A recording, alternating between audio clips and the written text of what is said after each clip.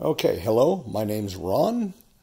You are now watching the very first in a series of videos to familiarize you with my f-stop house Gaggia Velasca Prestige super automatic one-touch espresso machine. In this first video, I'm just going to go over the basic servicing items, and then there'll be additional videos to show how to operate the machine for every drink it'll make. So let's start off by talking about the servicing issues. And the first one we have is this left-hand panel here. If you gently pull this panel out, you will see it contains a removable water reservoir. If the reservoir gets to a certain low point, some red menu symbology will show up right here on the screen. A water drop with a bar through it basically to remind you to service this. Over here on the right hand side there's a smaller panel, and this panel is the depository for the pucks. Once the beans grind and compress into their infusion cup, after the cycle's over and everything's been infused, it'll dump the puck remnants in there. And as with the water, or I should say opposite to the water, if this becomes full, then some symbology, red symbology, will show up here with an arrow telling you to empty that bin. You just gently slide it out and throw it in the trash, and that's all that's required there. A couple of parts of the machine here. This drip tray right here catches water or fluids when they overflow or during cleaning cycles. To remove, and if it gets too full, this red button, there's a float here, and this red button here will pop up, and that will supposedly prevent you from putting a cup underneath it and remind you to empty it. The easiest way to do this is look in these holes, and if you notice it's getting full, go ahead and remove it carefully and empty it. To remove it, you just push each of these buttons on the side. They're little latching buttons, and then the tray will come out. It can be completely removed and and then gently replaced again. It's best to stay ahead of that, because obviously if it gets too full, then you'll end up spilling it all over the floor. Here we have the indicator panel and various mode buttons, which we'll go over in more detail in a later video.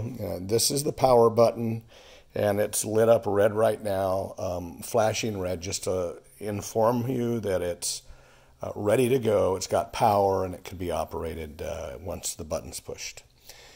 This little chrome area right here is actually a cup storage and warming surface. So it will pre-warm your cups for you a little bit, but it only works that way if the power is on. Once the power is on, then this gets warm, and as long as you leave the power on, it'll keep your cups warm, but it's kind of wasteful to leave it on. So if you're done brewing coffee, just shut it off. I've never really had a problem with the coffee not being hot enough here, even with a cold cup. This bin up here is where the beans are at. You can gently and carefully lift this out of the way. This little white thing here is part of the grinding mechanism, so don't worry about that. The beans go up here, although I keep this full, so there's probably no reason for you ever to refill this unless you have a lot of people drinking coffee on a longer stay. In the event you do need to refill it, I keep a jar here filled with espresso beans. All of these espresso beans are organic beans from Colombia, highest quality, so you shouldn't be afraid to use the beans that are provided. However, if you've got your own ground coffee or want to use a decaf, you'll notice up here in this cabinet right there, I do have some decaffeinated coffee. You can bypass the fresh ground coffee beans simply by putting a dose of your own ground coffee or my decaf in here, and the strength of the brew will depend on how much coffee goes in there and how strong the coffee is. This cup right here is the measuring device, so don't exceed a full spoon of grounds if you're going to use this chute. Again, this chute is only for pre-ground coffee. It is not for beans. The beans go in the larger hopper here. Let's see. Beyond that, I mentioned we have the switch here. I'm going to push that in a sec, but there's one other issue I want to show you, and that is this device here. This device can gently be inserted in here till it snaps on there properly. And that device will provide hot water for tea. If you want to use it, that's fine. But to tell you the truth, it seems to me to be a waste of time and effort to use this entire machine just for tea water. So I would not use that if I were you. If I was going to want tea, I would just use this frothing pitcher. It'll heat water in a hurry. Or of course, I have a tea kettle over here on the stove as well. Now, I'll tell you the one other thing that goes in that sometimes is this milk pitcher or milk carafe. And if you need to refill this, and I will have it empty and cleaned, and there'll be a fresh small bottle of milk for you. Always use 2% milk for foaming milk, and you can just refill it right here. If you needed to clean this entire thing because you left it out and the milk spoiled, you'll just remove it by pushing on these two side tabs, one on each side, and lifting it up and then washing it in the sink with soap and water.